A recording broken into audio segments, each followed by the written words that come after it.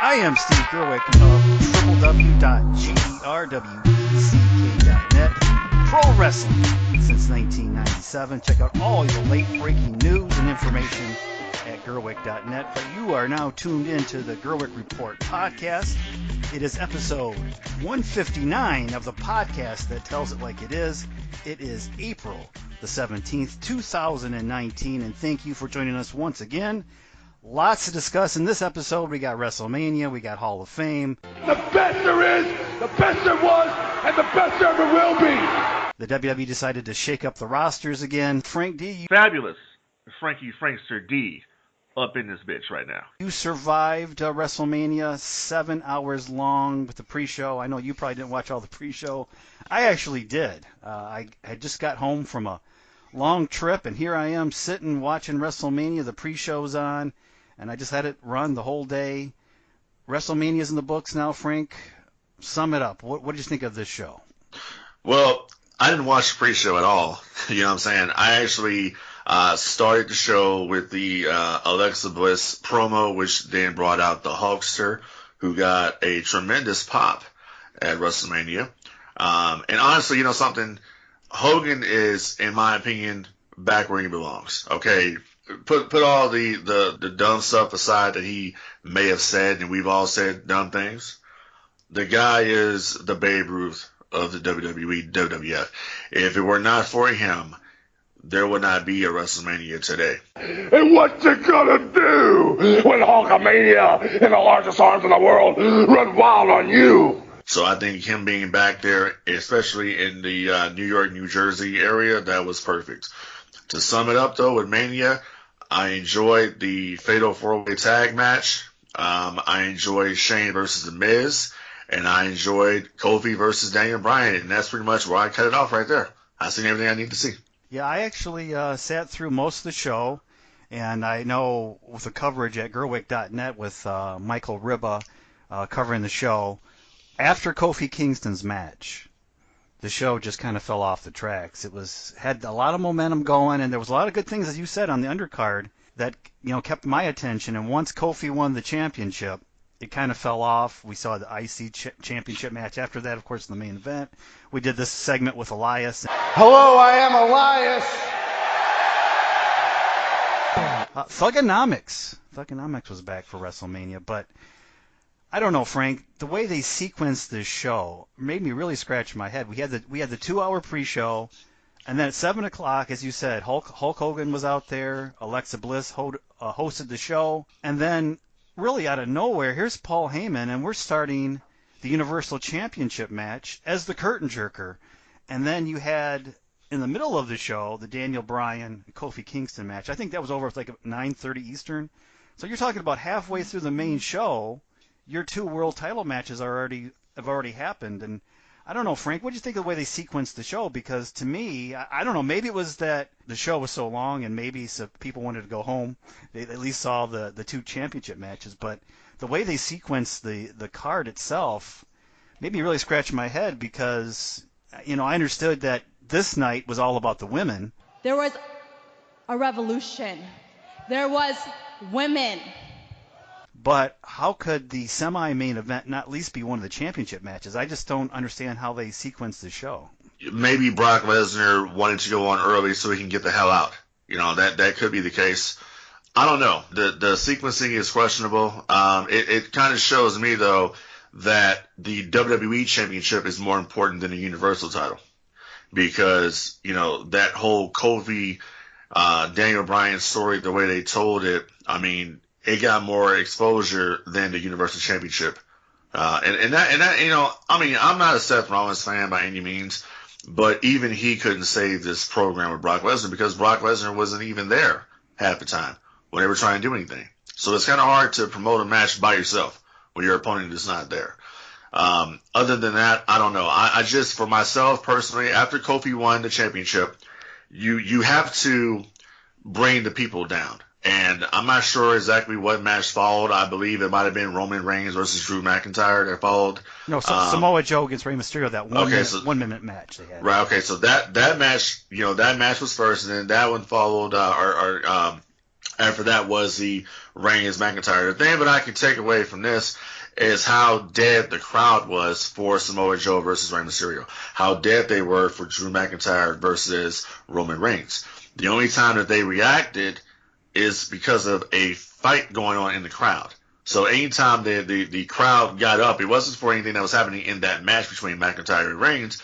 It was due to a fight in the audience. Well, how could they get into a match? It was 1 minute long. Well, I mean, Samoa Joe, you know, Samoa Joe versus Mysterio. Rey Mysterio was 1 minute long, but we're talking about the match between McIntyre and Roman Reigns. Right. That was longer than 1 minute, and the people just weren't into it. And then it just flowed that way. And then there also was no appearance by Taker at this show either. True. And I kind of think that kind of hurt. I mean, at this stage of the game, I mean, you know, honestly, dude, I go back to when the streak ended. Okay? To me, that's kind of where WrestleMania, to me, kind of died a little bit. Because every year we could look forward to the streak. Who's going to break the streak? And it was always a foregone conclusion that The Undertaker would beat whoever he had coming up against him in that match. So when they killed it, it lost a lot of luster for me with WrestleMania. I mean, we didn't have anything left for the show to begin with. And we fast forward now to this one, and they're right back in, New Jersey, MetLife Stadium again, and they had one of the worst sets I've ever seen for the show. I mean, the last time they were there, they had the Brooklyn Bridge, they had the Statue of Liberty, they had a lot of, just a lot of good artwork on that stage, and this year, just a damn screen. A screen, by the way, that was blocking people's view who bought the cheap seat, by the way.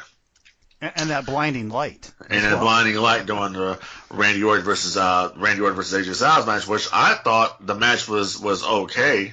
It wasn't the best that these two could do. By no means. It was okay. I forgot about that match. But I enjoyed it for what it was. Everything else in the card is questionable. I mean, you bring out Finn Balor versus Bobby Lashley. I mean, let me ask you a question, Steve. If this was a shoot, could Bobby Lashley actually, I should say, if this was a shoot, could Finn Balor actually beat Bobby Lashley's ass? Well, I mean, that goes back to the argument we had in the last podcast was, when I see Ronda Rousey out there, I think she could kill these girls too. So. Well, yeah, she could. Yeah. She could legitimately destroy them if she wanted to. I don't get the hype, about Becky Lynch. I don't understand the hype about the man. I don't get that myself. I don't understand Becky 2 belts, the whole gimmick. I'm not feeling it. I think that she's overrated. When people say that she's the Stone Cold Steve Austin of today, I seriously disagree with that. I'm looking at numbers. I'm looking at interest in the product. I'm looking at this. I can walk down the street and I can see people till this day, and this is true. This is legitimate. People till this day will wear Stone Cold Steve Austin t-shirts. Yep. People till this day will wear NWO. Yep. I never see anybody wearing a Becky Lynch shirt. I've never seen it. Let me say this, Frank. You're never going to have a woman in our era, maybe any era, be Stone Cold Steve Austin. They're never going to push that. I mean, Stone Cold Steve Austin was the main player in WWE for a long time. It's not going to be Becky Lynch. It's not going to be any of the women they have. They're never going to push them like that. I mean, you got the WrestleMania main event, but you're not the central storyline in WWE. No, no. Wait a minute. I gotta disagree with you on that. The entire build-up from the Rumble till Mania was Becky Lynch and what she was doing, and she was getting that championship match and whatever, and she had to go out there and apologize to the McMahons and all of that. So for a minute there, she was the focal point. But did it bring in any new viewers to Monday Night Raw? Did it bring in any new viewers to SmackDown Live? Did it increase ticket sales at the house shows? Did it increase ticket sales for the 2 TV tapings? Did anybody come? Was anybody more interested in the pay-per-views? Did the network numbers go up while they were doing this? Because this was a huge build for Becky Lynch, and then they added Charlotte. The only reason why Charlotte was even added to the match to begin with was because you needed somebody there that can carry the shit. You need somebody there who's a strong worker. And I'm sorry, Becky Lynch, she is not. Okay, and I don't care what Dusty Rhodes tweeted out years ago about Becky Lynch. I'm sorry, I don't see it myself. I don't see. No, I'm not. I agree with you. She was the main focal point from Royal Rumble to WrestleMania because you had to build that matchup and that storyline. I'm talking about when people compare Becky Lynch to Stone Cold Steve Austin. Steve Austin was the main event for show after show after show after show after show. Give me a hell yeah! You're not going to get that with Becky Lynch. You're not going to get that with any of the women in WWE. That was my point. I don't see the parallels at all. I mean, she doesn't have the mic ability of Stone Cold Steve Austin. She doesn't have the wrestling ability of Steve Austin. So I don't understand how she's the man. I mean, I don't. That's what I'm saying, dude. Right? I don't get it. I don't get it. Maybe at all. that's just me. Maybe I'm just stuck in that bubble, the bubble of being an asshole. You know what I'm saying? No, I mean, I don't get it. She's a woman. How can you be the man? She's the man, but she's the man. How? I don't know. By what measurement? I mean, I don't know. I don't get it. I don't get it myself. I don't know. I mean, does she have equipment that we don't know about? How can she be the man? You got to ask Seth Rollins that. No, I don't want to go there, but I'm just saying, how can she be the man? And I think they did a pretty good WrestleMania main event, but I mean, now you're talking. It came on like at midnight Eastern time. Right. It's 7 hours. I mean, if you turn down the pre-show, and I had the pre-show on. I didn't watch like every minute of it, but I had it on. You know, I just got back from a trip, so I'm putting stuff away, and the suitcase put stuff away, but I got it on, and I keep an eye on what's going on, and here it is. It's midnight, and I didn't even know if I could stay awake for the whole show, and I don't even know how I made it through. I guess just adrenaline rush about 11 o'clock, but I was eager to see how they were going to portray this. I don't know, 7.5 hours, and I really feel for the fans that got caught in the transit or had to find an Uber driver for like, $200 at 2 in the morning. And they were freezing out there. Oh my goodness! Yeah, they were freezing. Yeah, it's early April in New York City. I mean, or New Jersey, but I mean, come on. I mean, I'm watching. I mean, I'm looking at I'm looking out on Facebook, and I'm checking this out, and there's 2 guys at the show from a page on Facebook called The Spotlight. I'm pretty sure you're aware of it. Yes. And JJL and the future greatest of all time. They're both at Mania. And JJL took a picture, and he's, like, bundled up. He's freezing. He's freezing his ass off out there. So I'm like, it's just, I mean, I wouldn't have been out there. And then there's rumors that, in 2037, WrestleMania is coming out here to California. And it's going to be at the new stadium that they're building. Will I be there? I don't know. I just know I ain't spending $5 on no Coke. But by then it'd be $10. Probably, yeah. Yeah, to pay for that big building. Yeah. So I don't know, man. I just remember back in the day when WrestleMania was about 3 hours, maybe 4. Yeah. And it was a lot more enjoyable. Yep. I don't need 7.5 hours of wrestling, of WrestleMania. You know what I'm saying? Especially after you just had NXT, then you had the Hall of Fame, and then you had WrestleMania, and then you got to do Raw, and then you got to do SmackDown. My God, man. You talk about overkill. You talk about oversaturation of your product. But, hey, they know what they're doing. They know the metrics. They got it all figured out, so more power to them. Yeah, they're going to say they're making more money than they ever have. The WWE Network is very succesuccessful. Well, that's the reason why they're making more money than they ever had, because they have more revenue streams now to make money than they did back in the day. I mean, McMahon was smart. McMahon went out there and bought the WCW for whatever he bought it for, utilized that video library. He's made that back tenfold. Okay, he's went out there and bought ECW, made money off of that.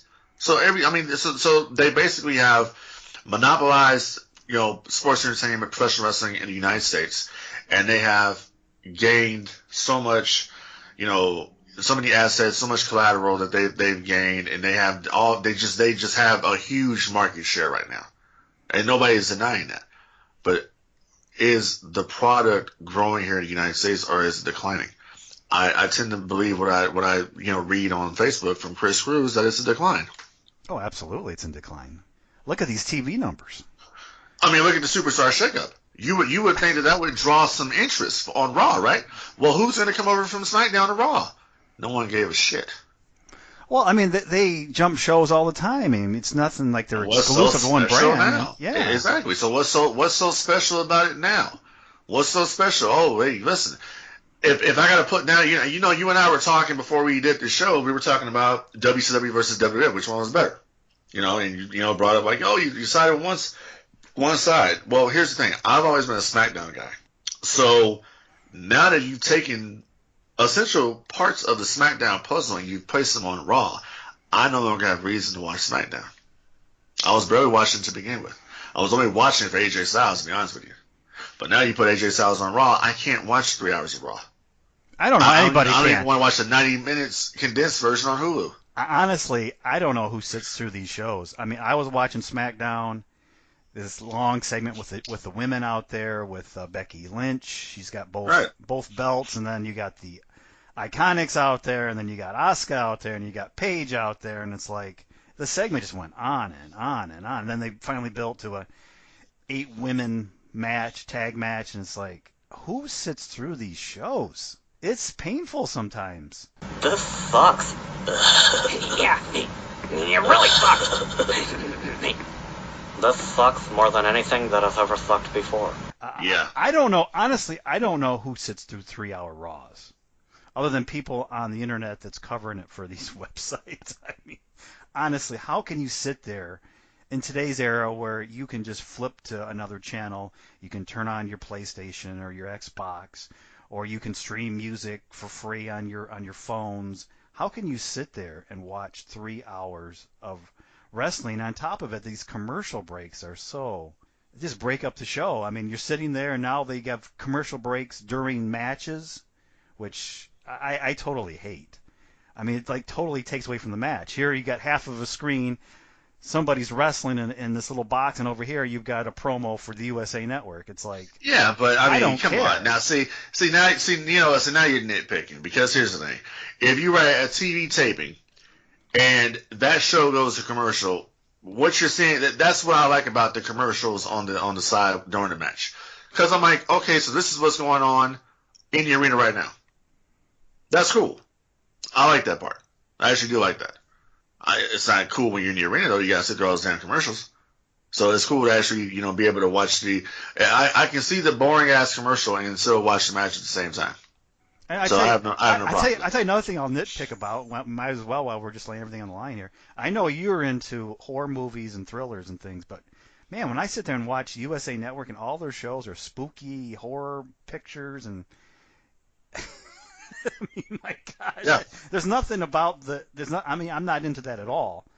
It's just Right. it's like redundant overkill. It's like every show they have, it seems like that's what their promo is for, and it's just.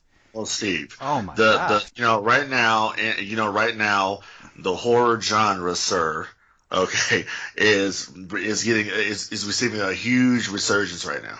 That's what's going on. We've had, the Conjuring series has come out, the Insidious series have come out. We've had a lot of stuff. We had Halloween come out last year. Jamie Lee Curtis came back to the franchise. So it's on a research right now. I mean, look what's going on. Look at the promo right now with Bray Wyatt. Have you seen that with the puppets? Yes. Yeah. Okay, that shows you right now where we're at right now, and that's just what it is. Horror is just on the comeback. Horror is on the upswing. So get used to it. Yeah, I mean, just for me, who's not into that, it's kind of like overkill. Maybe you should broaden your horizons a little bit.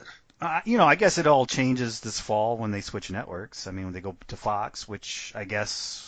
I don't know, Frank. I was under the impression, and we can talk about the roster shakeups, but yeah. I was in the impression that SmackDown was going to come out way ahead this time because they're going to Fox, and we hear so much things about Fox wanting this to be on the same level as Raw. It wanted to be the main show. They're spending a lot of money to get Smackdown on Fox. They want the A players on the show.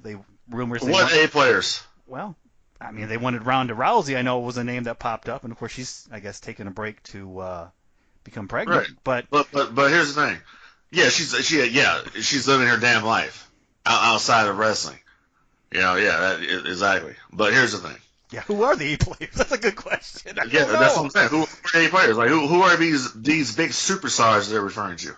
Because I don't see them. I don't know. See him. Is it Roman Reigns? No. Hell no. Is it Seth Rollins? No. No. Is it Kevin Owens? No. No. Is it Kofi Kingston? No. No. So who's the big time players they're referring to? I think they're going to do another shakeup in a few months. It's going to be probably after SummerSlam is when they'll do the next one, and that'll be into the fall with them coming over to Fox. I mean, I agree with you. The main player they have to me is AJ Styles. Well, they already sent him to Raw, and now they sent him to Raw. So, exactly. This shakeup that was supposed to benefit SmackDown, I don't know. I mean, you just traded players for players. I don't see anything that. I mean, to me, it was like 50-50. I don't think any roster came out ahead. I mean, it's the same guys. I don't think so. I think that. I mean, they say Raw's the A show, and that's fine because it's the longest reigning show. I get that. The longest running show on USA Network or as far as the WWE goes. I understand that. But when you talk about superstars and A+ players, I don't see any. I just see a bunch of cookie cutter guys out there.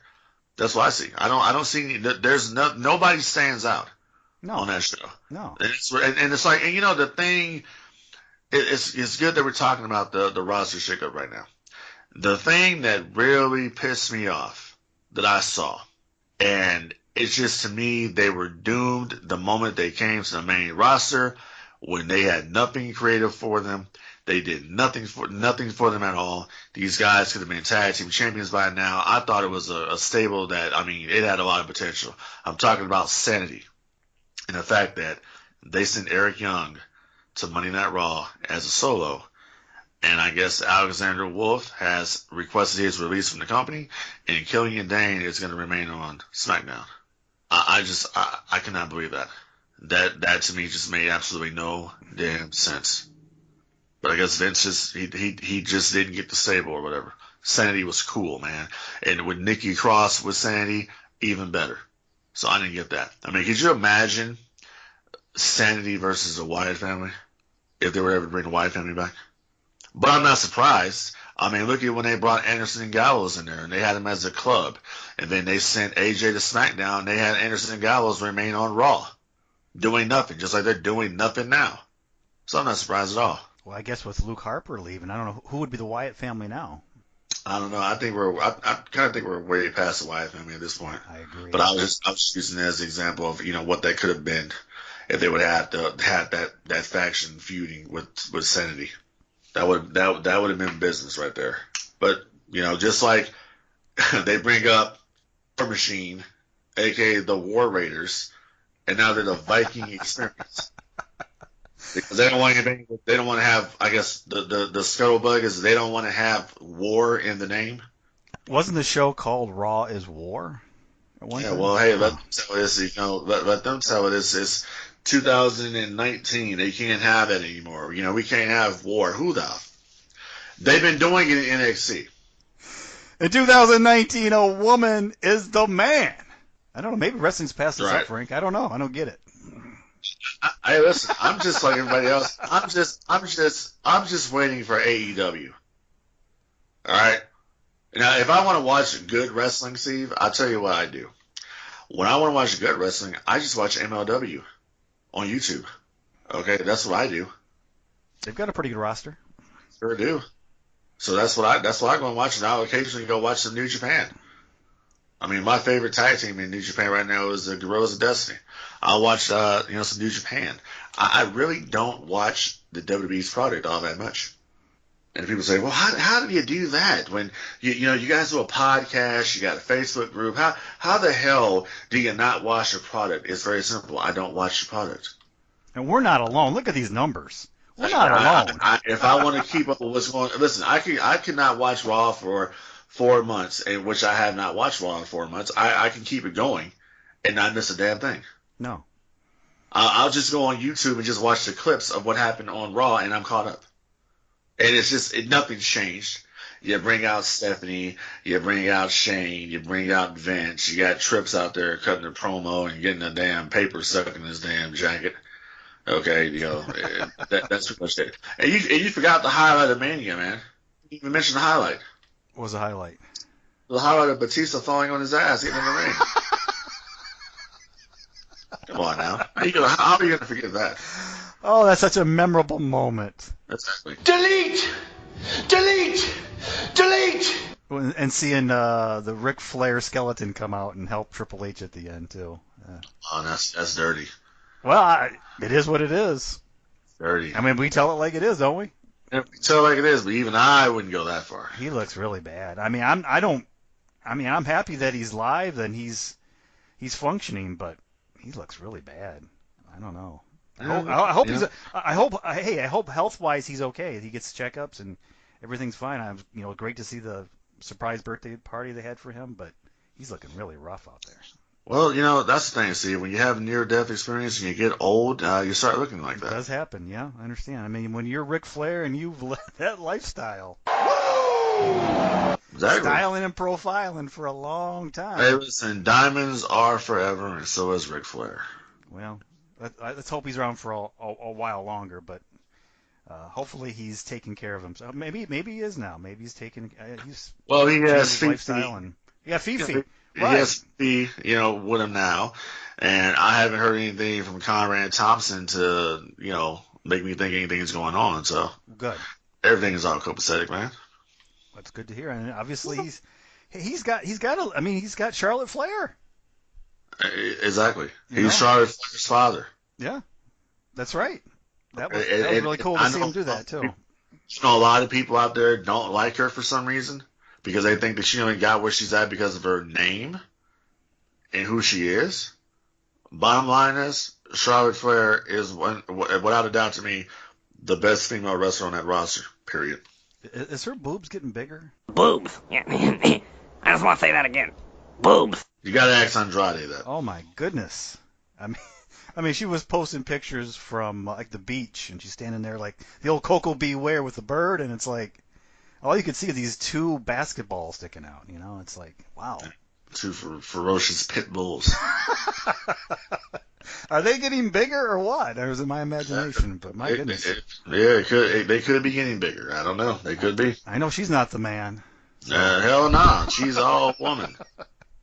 Another thing, as we were just talking about WrestleMania too, tying everything together here was one of my all-time favorites had his last match. He got a lot of backlash.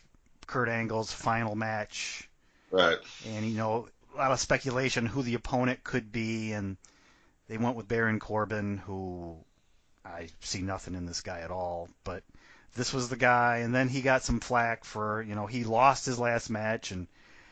I mean, it's a retirement match. There's no problem with him losing the match. It doesn't do anything for him to lose a match, but Baron Corbin, it was like a 6-minute match. It didn't seem like it had any flow to it. Didn't really tell much of a story in the ring, and then it's just, he just kind of laid down and let Corbin beat him. And I don't know, Frank. I have no problem with Angle losing his retirement match on the big stage WrestleMania, but Baron Corbin? So here's the bottom line. When it comes to Baron Corbin versus Kurt Angle, I was one of the people when this match was first announced. I'm like, scratching my head. What? Baron Corbin, right? I mean, this is Kurt Angle's final match in WWE, final match at WrestleMania. Baron Corbin. I didn't like it either, but I understood why they did it. They obviously see something in Baron Corbin that the rest of us don't see. Okay, we don't see what Edge sees. Okay. So they put him in the ring with Kurt, and they wanted him to get the big win because they obviously have future plans for Mr. Corbin. They think Corbin is going to be a big superstar. I commend Baron Corbin for cutting his hair. That was a good move. One thing that I'm not digging, though, and this really makes me not so much of a fan, is I don't like his current wrestling attire. The guy needs to get some gear. I don't know why they have him out there with some slacks on and a shirt. Is he Corporate Kane? Know what I mean? Doesn't look very comfortable to wrestle. No, it doesn't. No. Okay. And you know what I'm saying? So change up the gear. Other than that, I don't have a problem with Kurt Angle putting him over at Mania. I don't have a problem with the match because it's what you're supposed to do when you're going out. You go out looking up at the lights. Kurt Angle's had a great career. Kurt Angle, I would dare say he's in the same predicament that Sting was in, where majority of all the matches that he could have been having in WWE, he had them at TNA. And by the time he got back to WWE, he was already wrecked. And Kurt Angle shouldn't have even been wrestling, if you want to be honest about it. I mean, the guy was like he can barely stand up straight. Kurt's a shell of himself. And it's very sad to see that. So I'm kind of glad that at this point it's over. You know, he's just the guy's body has had it. It's done. Are you enjoying this edition of the Gerweck Report podcast? Give me a hell yeah! I said give me a hell yeah!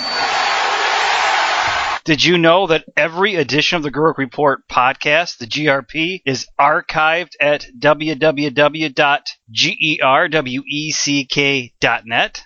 Really? Really? Really? Oh, it's true. It's damn true. The Gerweck Report podcast has interviewed some of the biggest stars in the wrestling business. Hi, I'm Eric Bischoff. This is the king of the mountain, Jeff Jarrett. Stevie Richards, former WWE Superstar Shakeup, Rodriguez. Teddy Long. Ron Summers, a.k.a. Farouk. Christopher Daniels. Frankie Kazarian. The Honky Tonk Man, the greatest Intercontinental Heavyweight Champion of all time. Matt Hardy. Rob Van Dam. Paul London. Ted DiBiase, the $1 billion man. You remember me? Terry Reynolds, and you are listening to the Gerweck Report podcast with Steve Gerweck and Frank D. I don't miss it, neither should you. And that's the bottom line, because Stone Cold said so. Well, it's interesting. I don't like Baron Corbin at all. I never did since he's been on the main roster, to be in all honesty. But I don't know, who would you put here in this match? You know, there's a lot of speculation. Maybe Drew McIntyre, maybe John Cena. I guess he wanted John Cena to be his final opponent. They didn't grant that, but who should have been his last opponent out there? If they had done it, you know, if they would have had some build to it, you know, I would have loved to have seen a match, you know, a retirement match with Daniel Bryan versus Kurt Angle. Yeah. I would have loved to have seen that, you know, and maybe have given Kurt one more run with the belt or something like that. You know, if he wins, he's a champion. If he loses, he retires. I would have went with that. Or I dare say, Kevin Owens. I was looking up the time because I knew it was a pretty short match, 6-minute match. Yeah. I mean, basically it was a Raw match, really. I mean, it's on the big stage with WrestleMania. A lot of those were Raw matches. I mean, do you think it was 6 minutes because of Kurt Angle's ability at this point, his body? I think it was 6 minutes because I think that played a part, yes, but I think it was 6 minutes because the show was going too long. How can a show 7 hours go too long? I mean, you know, if you, I don't know if you caught the story or not, but someone was saying that the reason why they had the show go for as long as they did was because I think they said that they need so many hours of content watched on the network to appease the shareholders or something. So that's the reason why the show went as long as it did. That's why a lot of these shows are now going over what they, you know, are originally allotted for. We didn't necessarily have a specific time of how long WrestleMania was going to be. No. They just kept it going. And I guess that's what they were doing. I guess they have to meet a certain, you know, metric in order to appease the people. So that's why it went as long as it did. They did it by design. But I mean, if you're at WrestleMania, I mean, the whole thing with WrestleMania, with WWE these days is it's a kid show, right? They're definitely geared for the kids, and how can kids be? I know if you're home on the network and your kid has to go to bed at 9:30, 10 o'clock, you can watch the show the next day or the final 2 hours or whatever. But there was a lot of kids at the show. How do they get? Well, a lot of people that got stuck after the show. Yeah, I mean, don't they consider those people too? I mean, shareholders are great. Listen, they already got your money. Okay, they got your money. You're going to be there. Shut up and watch some wrestling. Yeah, I guess. And listen. Here's the thing. Okay, nobody said that you had to stay there the entire show. Well, for as much as you're paying for those tickets, you're staying for the whole damn show. Oh no, dude, I would have been gone. I told you already. The show was over when Kofi won the belt. It really was. I would have been satisfied with that ending and left. Which should have been, I'm not saying this should have been the main event, but at least the co-main event, if nothing else. Yeah, it should have been the co-main event, exactly. Yes. I mean, the way they sequenced this show, I just don't understand. I mean, Kofi won at 9:30, and then after that it was so anticlimactic. Well, because people already got the payoff. They already saw what they wanted to see. Right, so why put it on at 9:30? I don't know, man. It's in the middle of the show. I think it goes back to what you said. They were thinking about the kids. No, they don't care about the kids. Well, we know this. Unless you want the kids to get the pancakes or whatever. But right, and that's another thing too, man.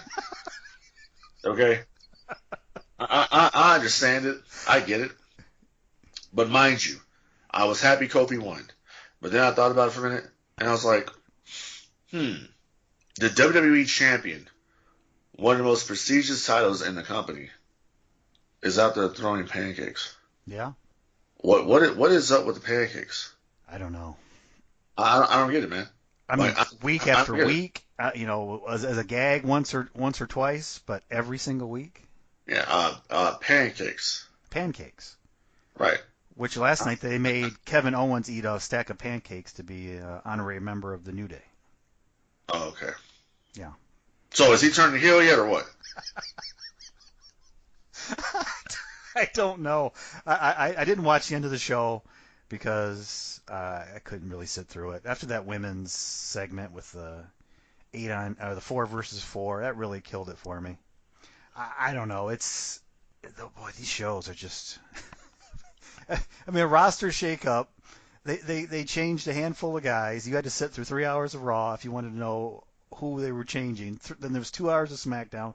They really didn't announce many, and there was people they announced after the show got switched. Like Mickie James got switched. I didn't see her get switched, but I guess she got switched. Hey, what's up, players? This is Teddy Long. And if you want to look like a true player, then you need to get yourself a Gerweck Report Podcast T-shirt. That's right. Get yourself the Gerweck Report Podcast T-shirt, the same one that I'm wearing and sporting and looking good in it each and every day. And if you want to get one of them, all you got to do is go to Pro Wrestling Tees.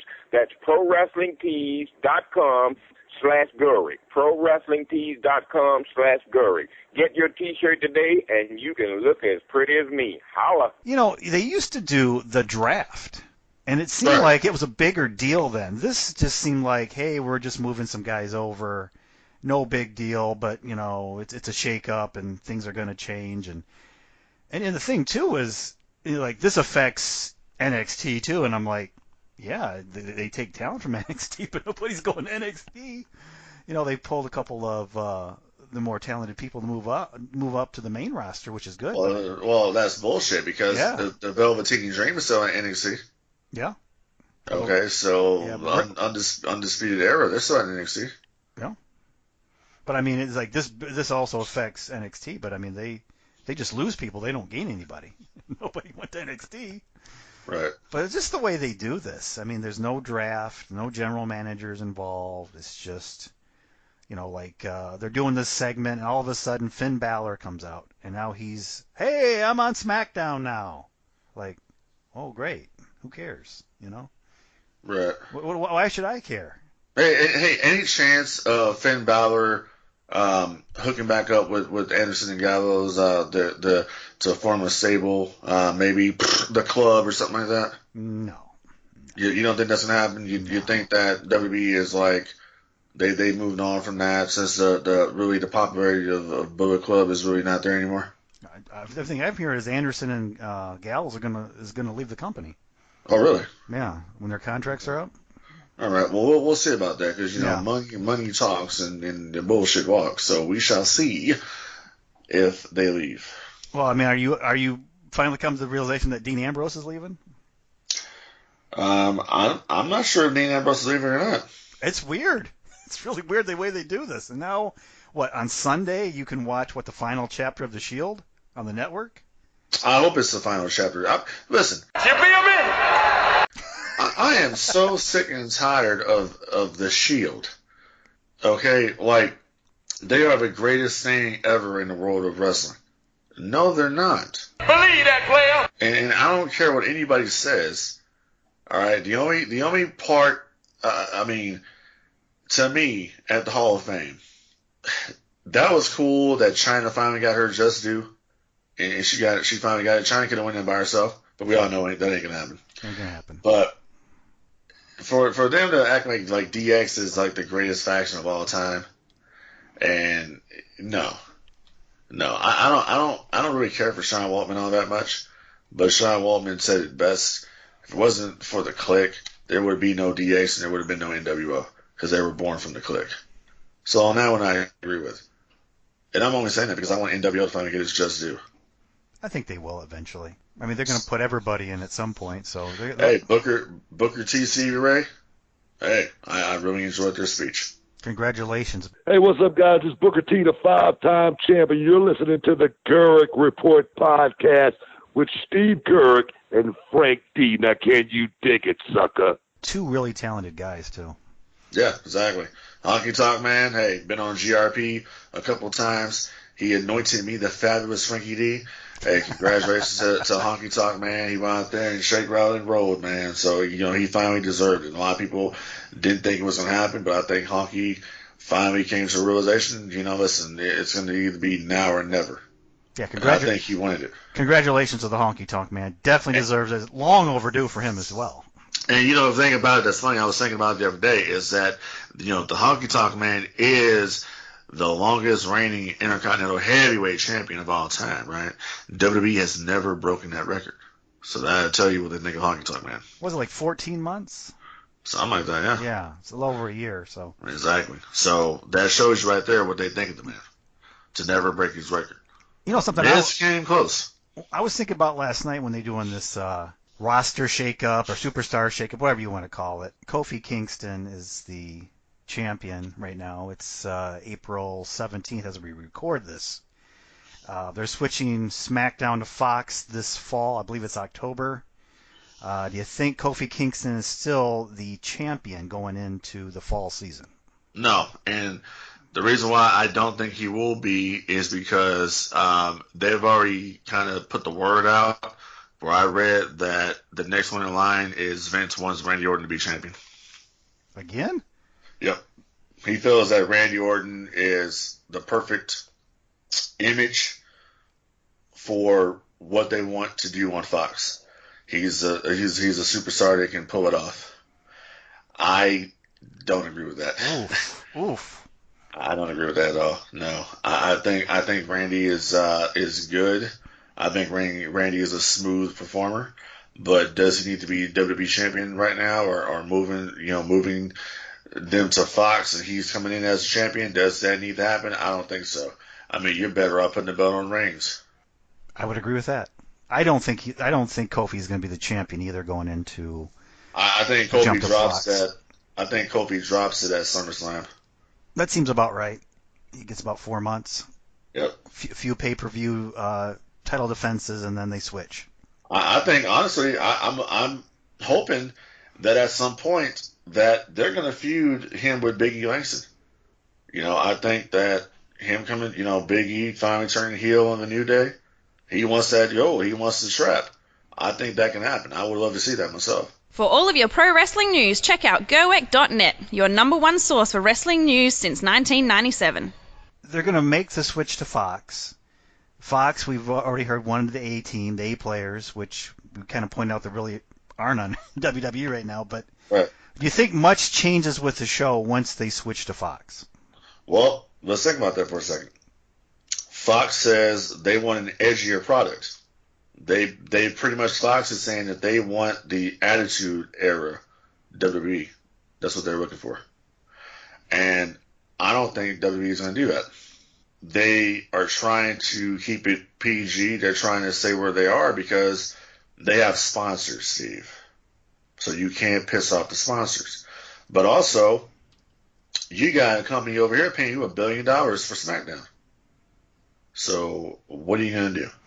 Shouldn't have I don't know if I buy all these reports, because you would think when they were negotiating the deal with Fox, the content of the show may have come up at some point. Who's to say that it didn't? Yeah, so I don't know if I buy these reports that says Fox wants edgier, or if they do want edgier, then WWE would have agreed to it. I think then they don't just say, oh, now Fox wants an edgier show. I mean, that's the way it's portrayed, but I don't think it's portrayed I don't think it's portrayed that way at all. I think when the news came out about them going to Fox and about the money, I believe they said at that point that Fox told them they want an edgier product, the Smackdown brand at least.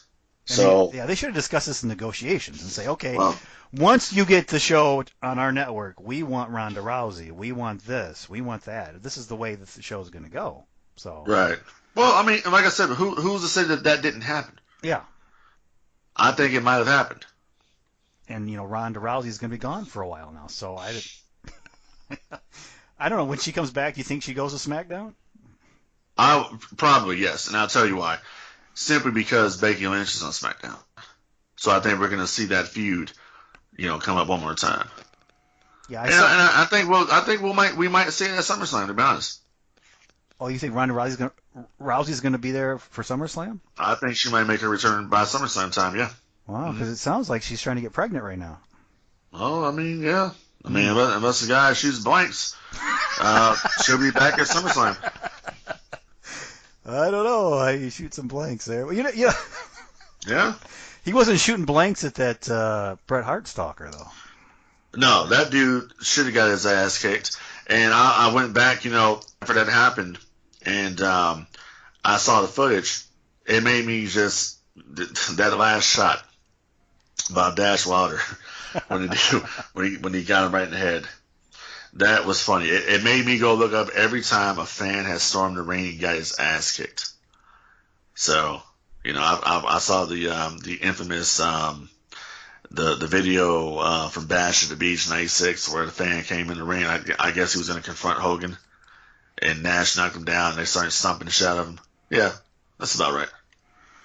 Let's talk about this because this was the talk of wrestling for a few days. I think it really distracted from the event itself, and there's been some that have suggested that WWE needs to shut this off from the fans, that it should just be the families and the colleagues of those being inducted should be a part of the ceremony. This year, of course, they changed the look of the setup was all different too, with the talent being inducted in the ring rather than on a stage.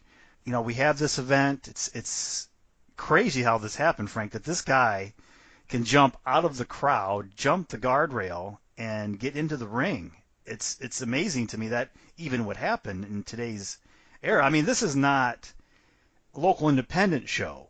That this guy today, with all the security that's out there, with the Barclays Center and Brooklyn, New York, that how did this guy even get in the ring in the first place? But now that this has happened, and there's been calls for the fans have been kind of rude sometimes with the talent up there, that maybe this would be the precursor now to say, look, we're going to shut this off from the fans. It's going to be a closed ceremony. We'll invite the people we want to be invited. But, we were talking again before the show, if Vince does that, he's going to lose a lot of money. They're not going to cut anything off from the fans. They make a lot of money on the Hall of Fame as far as the ticket sales. Okay, and I'm pretty sure I would dare say they probably sell merch at the Hall of Fame as well. So they're making money. So why then would they not make money? Okay, I think the setup this year for the Hall of Fame, me personally, I thought it was lazy. Okay, I think it was just correct me if I'm wrong, was the Hall of Fame the day before Mania, or was the NXT show the day before Mania? The Hall of Fame ceremony was Saturday night. Okay, so they just had the NXT TakeOver Friday night. Right. So, and they did the Hall of Fame at Barclays, correct? Yes. Okay, so they just were lazy and didn't want to take the set down. They didn't want to tear it down. So they kept the shit up, and they kept the ring up, and they just took the ropes off. I don't give a damn! I don't give a damn! And they put the podium inside, and then they brought the camera over with the teleprompter and all that. It just was a lazy setup to me. The whole thing just was lazy. They just didn't want to tear it down because they know that they were going to use the same set and everything for Raw and SmackDown. Same building. So it's just lazy. Now, I think next year they'll probably revert back to the stage set, which I think is a lot more classier to me. I just think the ring looked Bush League. Yeah, I didn't care. It's like a contract signing or something, dude. Do you like the way they do it? The NXT was Friday night, and then they do the Hall of Fame Saturday night, and then WrestleMania on Sunday. Do you like that idea, or do you go back to NXT on Saturday night? No, you go NXT. You do the Hall of Fame Friday. Give the talent time to rest on Saturday or do access, whatever. Let NXT shine on Sunday or Saturday, and then do WrestleMania on Sunday. I even saw something, Frank, where they suggested make WrestleMania 2 days. Oh my God! It's a WrestleMania weekend. That's ridiculous. Yeah. Well, I mean, if you're going to do 7 hours, you could have spread that over 2 days. That's ridiculous. Yeah.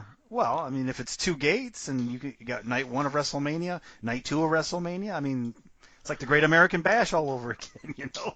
Jeez. Yeah. You know? I suggest you listen to the Jim Cornette Experience, and he'll talk about the Great American Bash and how that was a money loser.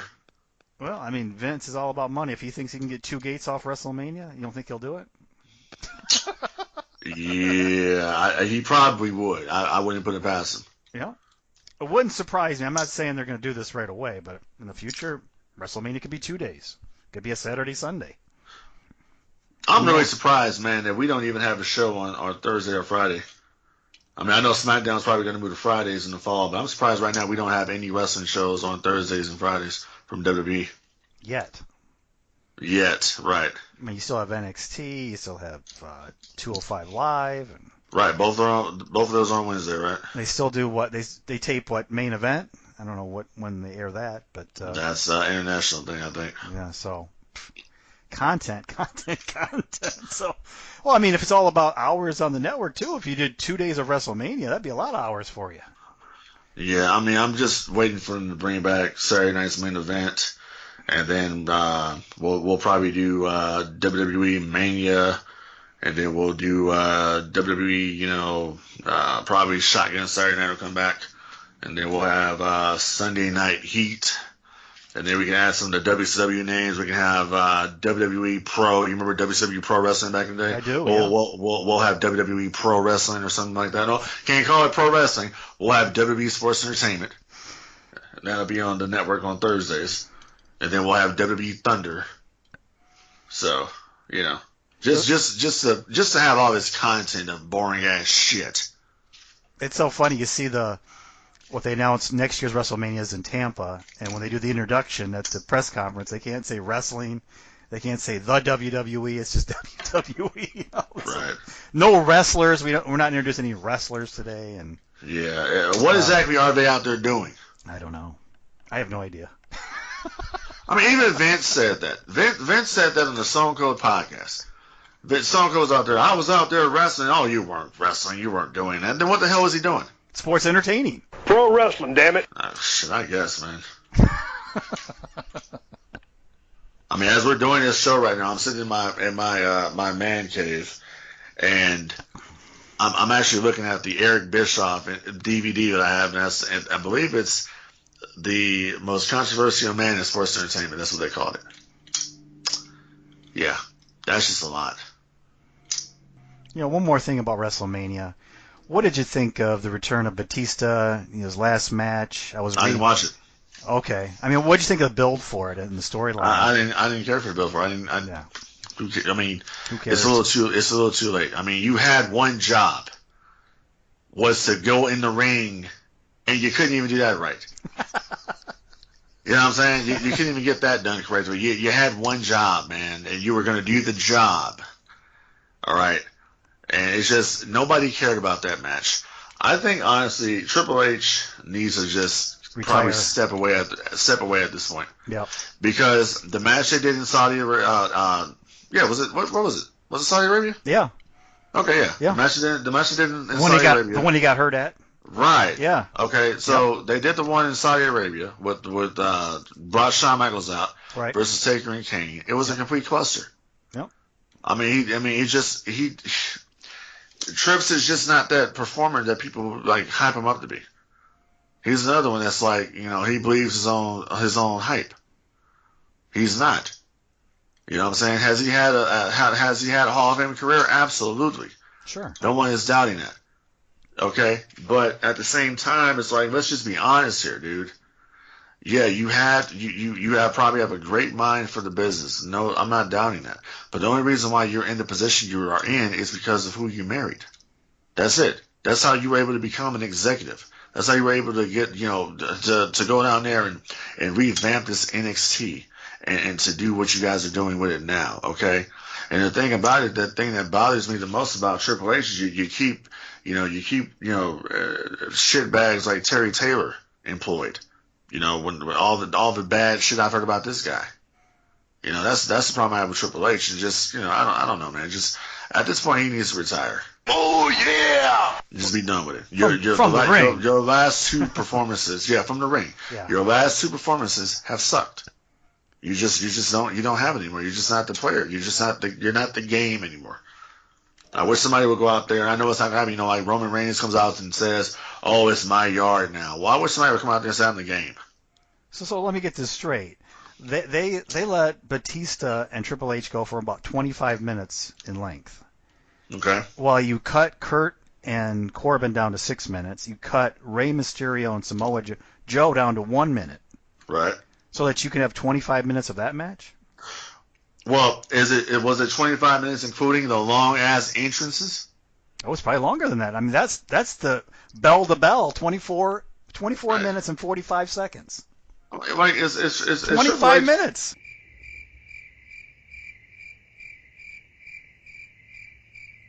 Is Triple H having some type of a crisis or something? Because all of a sudden now, do you think he's a biker? I don't get it. Poor Joan Jett. She had to wait till midnight to perform her song. It's like, Jesus. She did pretty good though. She did. Yeah. She still got it. So has it. She did pretty good. I put her performance up there with Motorhead, with Living Color when they did Cult of Personality. Same building. Yeah, somebody was pointing out that whenever you have your entrance performed, you lose. Is that right? Shit. Yes. Yeah. So Triple H had Motorhead perform him twice at WrestleMania, and he lost both times. Yes. Then you had CM Punk have Cult of Personality performed by Living Color. He lost to Taker. So yes, I think there's something to that. And Rousey now lost with Joan Jett out there. So. Right. So the notion here is, if you are going to be in the big stage, don't have your entrance music performed. Yeah, that could be. That could be the case. And also the old thing of you losing your hometown. So. Yeah, I guess that rule still applies, doesn't it? It probably does. For the most part. Not always, but a lot of times. Right. Yeah. I mean, what Ronda Rousey should have said to them was, I refuse to lose in New Jersey. She could have did the Bret Hart. So you think in this match she should have went over? Yes, I do believe that. Because it becomes to a point where WrestleMania got too predictable. The outcomes. They did. Okay, first of all, you already knew Kofi was going to win because they already had the belt at ringside. Yep. Already with his side plates on it. Yep. So you already knew that he was going to win. I noticed that the first time when Big E brought that damn box out, I was like, oh, they got a table out there. What are they doing? And then they put Daniel's championship on top of the table. I'm like, there's a belt under there. Okay, I'm a belt, collector, so I know, how it looks. So I'm like, there's a belt under there. So I'm pretty sure he's going to go over in this match. Not to take away from the moment. It was a great moment. But you already knew what was going to happen. Just like we knew that Brock was going to lose the Universal title.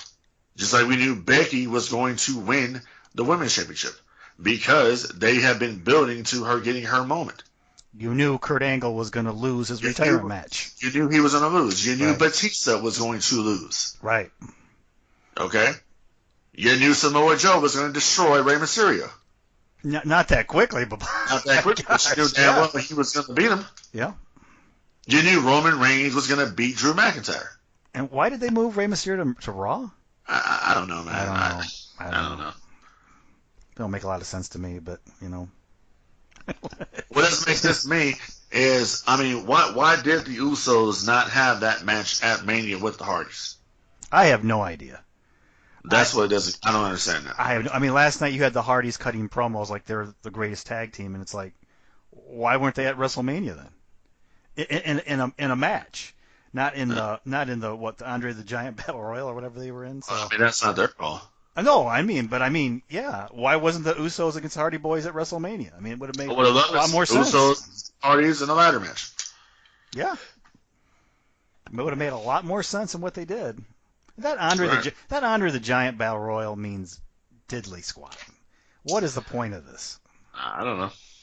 I mean, does it matter? It doesn't matter who wins. And then this year you had those Saturday Night Live clowns out there. Yes. Oh gosh. I mean, I understand the crossover with mainstream, the mainstream, but those guys did nothing for that match. See, I didn't even know who the hell they were. I don't know who they are either. I just know they're Saturday Night Live guys. Yeah. I don't watch the show. Yeah, I don't even know who the hell they are, to be honest with you. Yeah. I don't watch Saturday Night Live, so yeah. I don't either. This show ain't no good.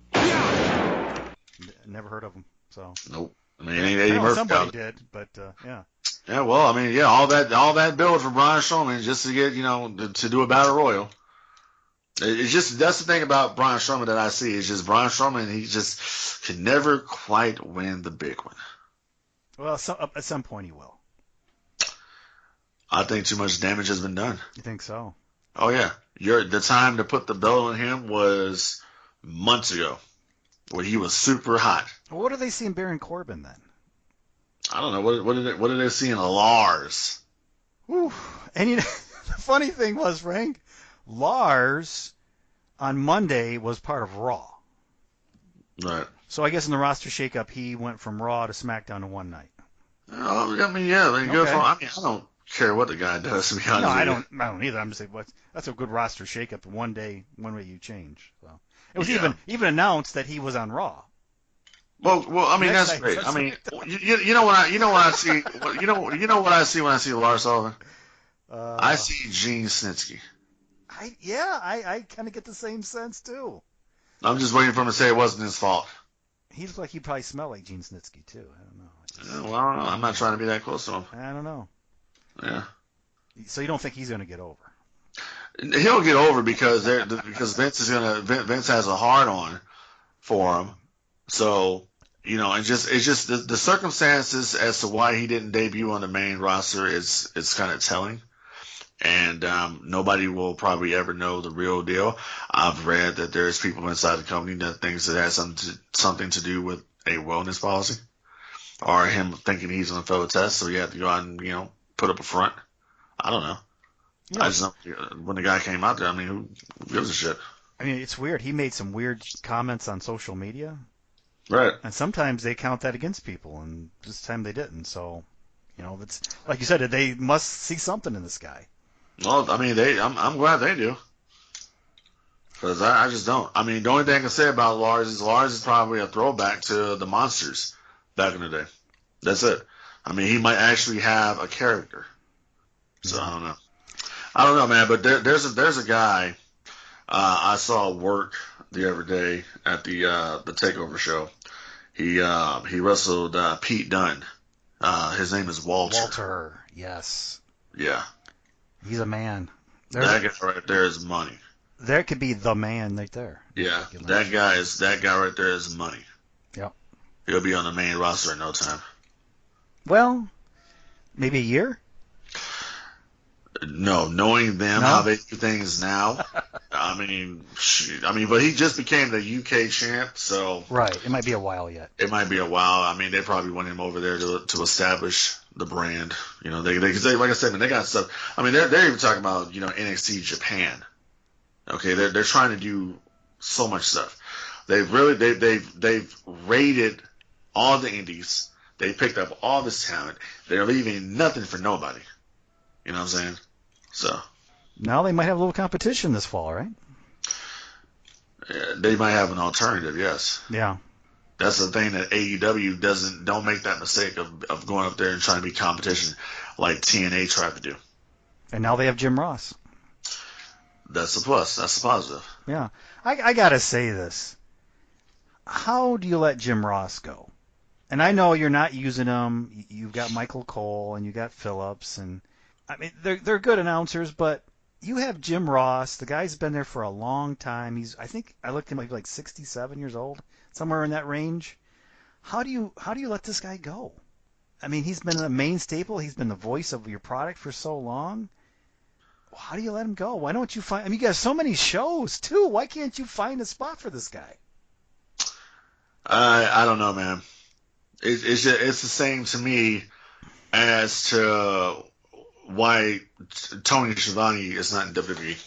Well, Tony's been removed for a long time from wrestling. Tony's been removed, but see, Tony's been back. He's doing his podcast. It's a sexual podcast, by the way. What happened when? He's been doing that with Conrad. He's been doing commentary for MLW. Tony still hasn't.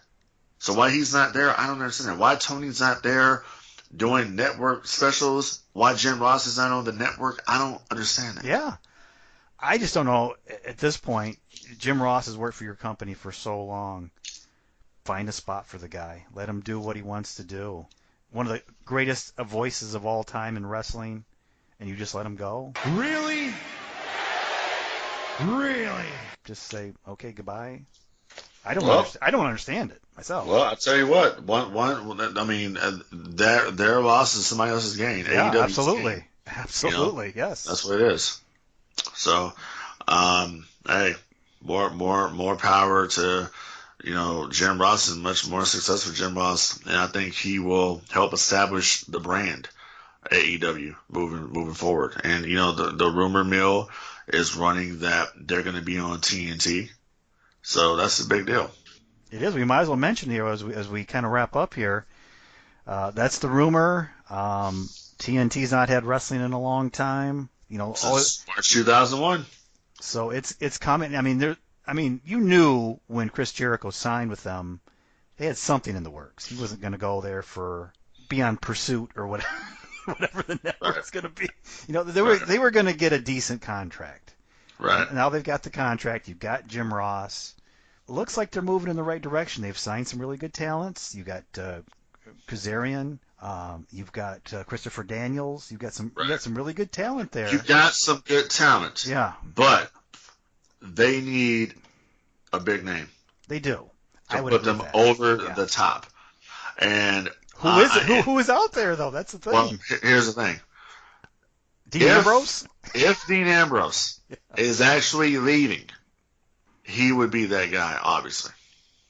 It would be him.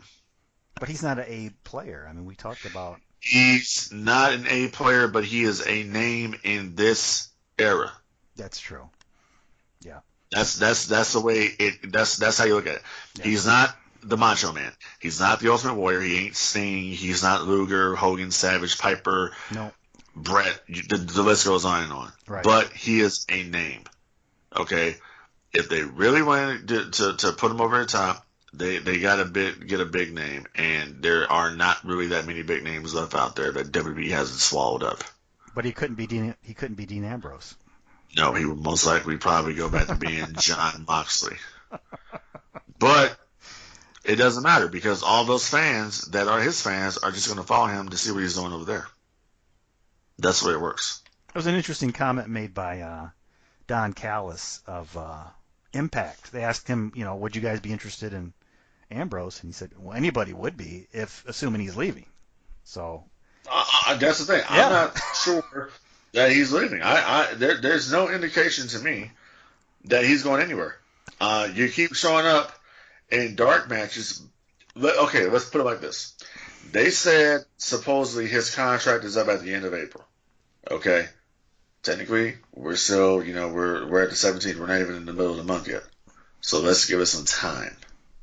And yet, WWE's putting it over. They're putting on the final chapter on their network. It's not like, it's back in the day when somebody was leaving, you just stopped talking about them. Right. And they were gone. You phased them out and they were gone. But now you got the final chapter on the WWE network. So it's really strange how this is going down. Well, yeah, it is strange. And that's what I'm saying. I'm not convinced that he's necessarily leaving. If he is leaving, hey, good. If he's not, that's good too. I don't care either way. I just think that if he were to leave, that's a big coup for AEW to pick him up. But I saw some outrageous number they were, somebody put out there. Oh, they're offering him $6 million. What? Well, come on, Frank. They're owned by the owner of the Jaguars now. But in the words of Hulk Hogan, brother, when you offer somebody that type of money, there needs to be a track record there. You gotta be able to justify that. Hulk Hogan versus Andre the Giant, 93,000 people at the Silverdome. Hulk Hogan versus the Ultimate Warrior, WrestleMania 6.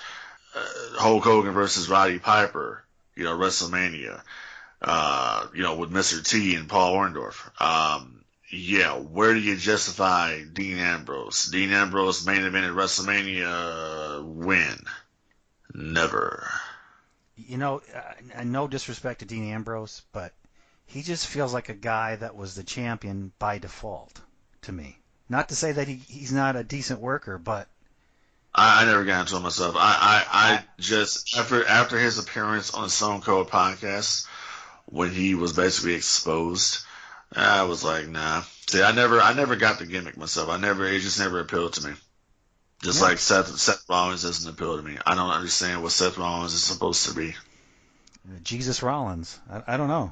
That's actually funny because somebody posted a meme about when Daniel Bryan and Kofi, they have the pictures up there for the match, and they said, oh look, white Jesus versus black Jesus. I was saying that when we were talking to Teddy Long back in the day on this hotline. I said he feels like Jesus Rollins to me. That's his look.